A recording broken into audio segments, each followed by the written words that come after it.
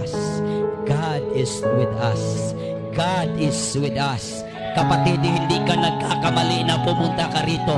Hindi ka nagkakamali na ipinalakpak mo ang iyong mga kamay. Hindi ka nagkakamali na sumisigaw ka ng hallelujah. Dahil kasama mo ang ating Panginoon. God is with us. We need the Word of God. Hallelujah. Church, kung ikaw may pananampalataya sa ating Panginoon, hindi ka pwedeng manghihina, kapatid. Hindi ka pwedeng mawawala. Hindi ka pwede dapat